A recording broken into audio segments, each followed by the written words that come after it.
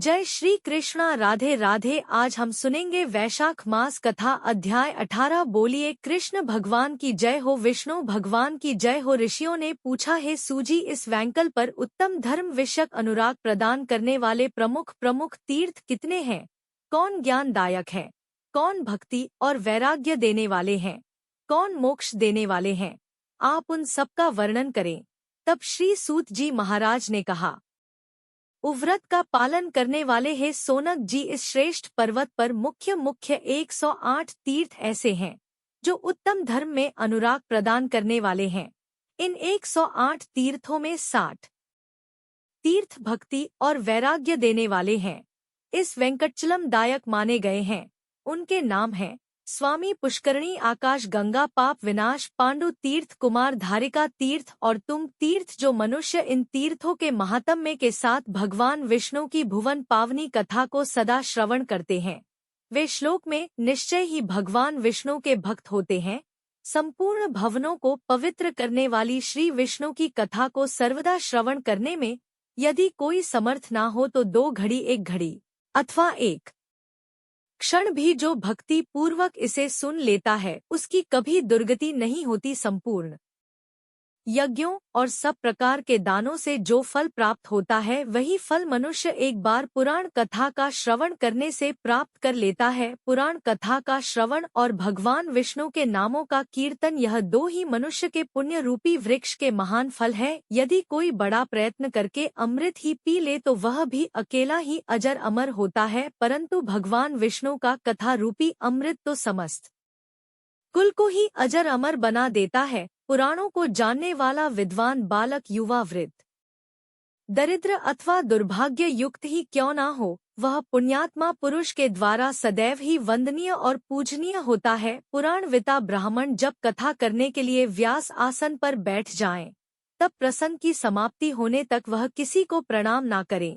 जहाँ खोटे मनुष्य रहते हो, जो स्थान हिंसक जंतुओं से घिरा हुआ हो और जिस घर में जुआ खेला जाता हो, वहाँ विद्वान पुरुष को पवित्र कथा नहीं कहनी चाहिए। जो उत्तम ग्राम हो, जहाँ अच्छे लोग रहते हो, जो उत्तम क्षेत्र हो, देवालय हो या नदी का पवित्र तट हो, वही विद्वान पुरुष पवित्र कथा को कहे। जो श्रद्धा भक्ति से युक्त हो, अन्य कार्यों में जिसका मन ना लगा हो, जो मौन पवित्र और शांत भाव से सुनते हो, ऐसे श्रोता पुण्य के भागी होते हैं। जो अधम मनुष्य बिना भक्ति भाव के पवित्र कथा को सुनते हैं, उन्हें पुण्य फल की प्राप्ति नहीं होती। जो पान चबाते हुए भगवान की कथा को सुनते हैं, वे नरक में पड़ते हैं। जो पाखंडी ऊंचे आसन पर बैठकर कथा सुनते हैं, वे नरक को भोग कर अंत में कोवे होते हैं। जो विरासन लगाकर अथवा सिंहासन पर बैठकर भगवान की कथा सुनते हैं, वे अगले जन्म में टेढ़े मेढ़े वृक्ष बनते हैं। जो प्रणाम नहीं करके कथा सुनते हैं, वे विश्व वृक्ष होते हैं। जो स्वस्थ होकर भी सोते हुए कथा सुनते हैं, वे अजगर हो जाते हैं। जो वक्ता के समान आसन पर बैठकर कथा सुनते हैं, वे पाप के भागी होते हैं और नरक में पड़ते हैं। जो पुराण के ज्ञाता विद्वान की और सब पापों का नाश करने वाली उत्तम कथा की निंदा करते हैं, वे अगले जन्म में कुत्ते होते हैं।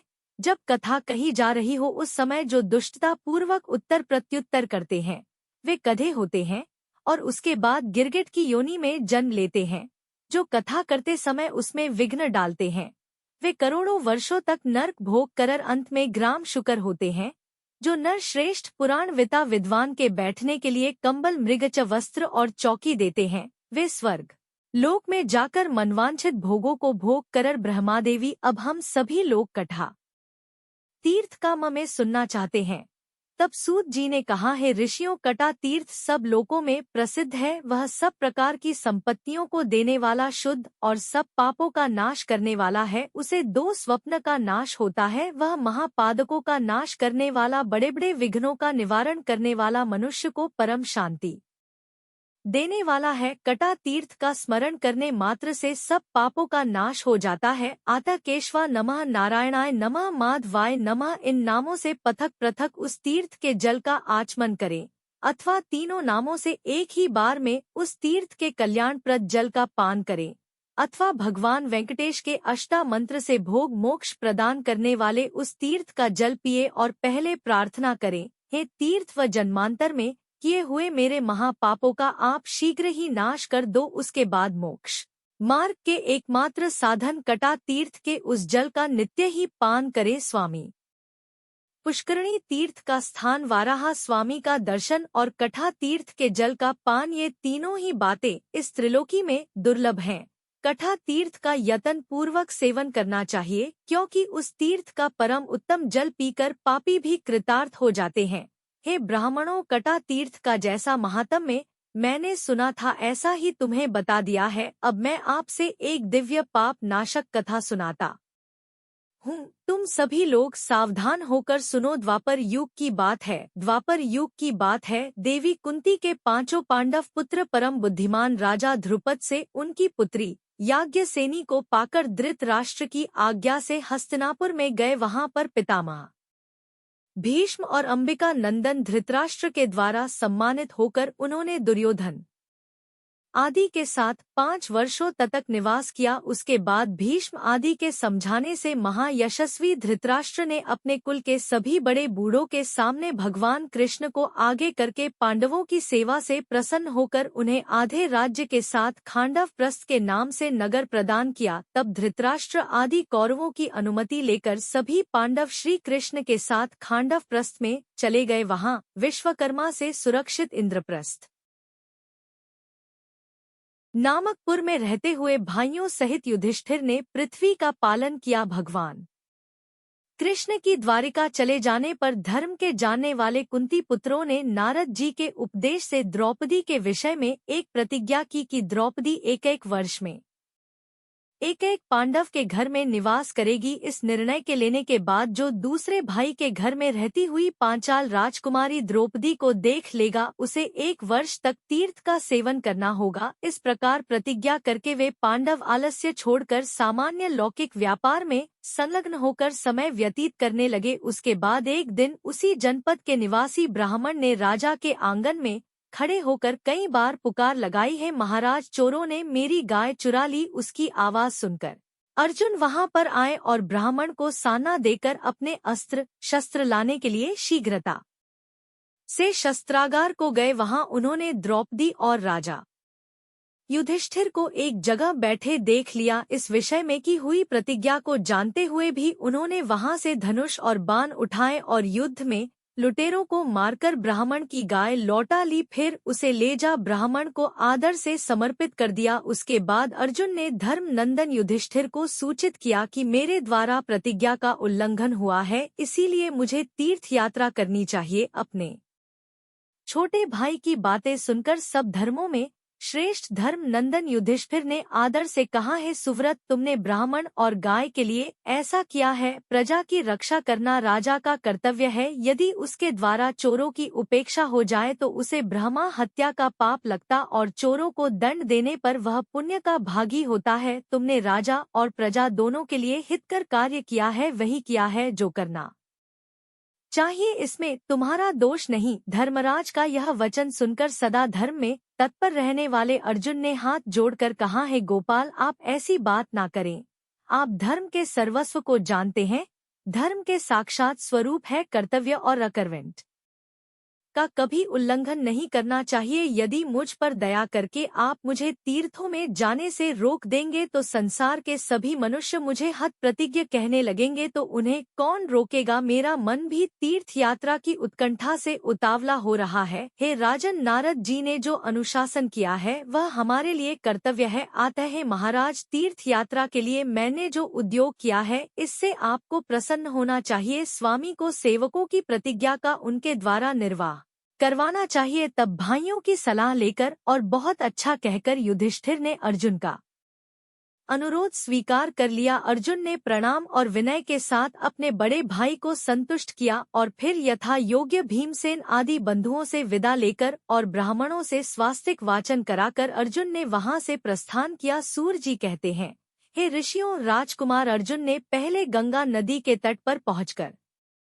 उसी के किनारे किनारे निकटवर्ती मार्ग से जाते हुए हरिद्वार, प्रयाग और काशी आदि तीर्थों का सेवन किया। अन्य तीर्थों का दर्शन करते हुए वे ऊंची ऊंची तरंगों से लहराते हुए दक्षिण समुद्र तक जा पहुँचे। फिर परम पवित्र महानदी प्रसिद्ध पुरुषोत्तम तीर्थ और सिंहाचल का दर्शन करके उन्होंने अपने आप को कृतकृत्य माना। उसके बाद अर्जुन ने समस्त पातक समूह का विनाश करने के कारण अतिशय गौरव को प्राप्त हुई पुण्यम गोदावरी नदी का दर्शन किया।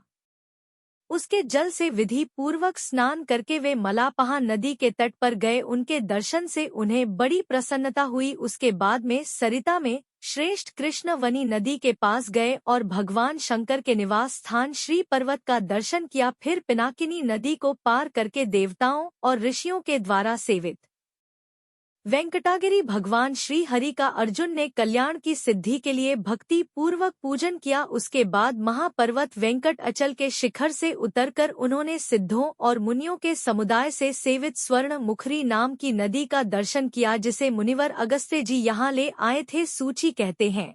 इस प्रकार सभी तीर्थों का दर्शन करके आए हुए अर्जुन के मन में महानदी स्वर्ण मुखरी ने कई गुना आनंद बढ़ा दिया। उस नदी के पूर्व दत्त पर अर्जुन ने एक ऊंचा पर्वत देखा जो काल के नाम से प्रसिद्ध है। उस महानदी में स्नान करके वे उस पर्वत के शिखर पर गए और वहां देव पूजित काल हस्ती शवर नामक महादेव जी का उन्होंने दर्शन किया। पार्वती जी के साथ महादेव जी का भक्ति युक्त चित्त से पूजन करके में कृतार्थ हो गए। उसके बाद अर्जुन वहां के अभूतपूर्व पदार्थों का दर्शन करने के लिए उस पर्वत पर वे चढ़ने लगे। वहां पर्वतीय शिखरों पर एकांत प्रदेश में उन्होंने शिवजी के ध्यान में तत्पर हुए।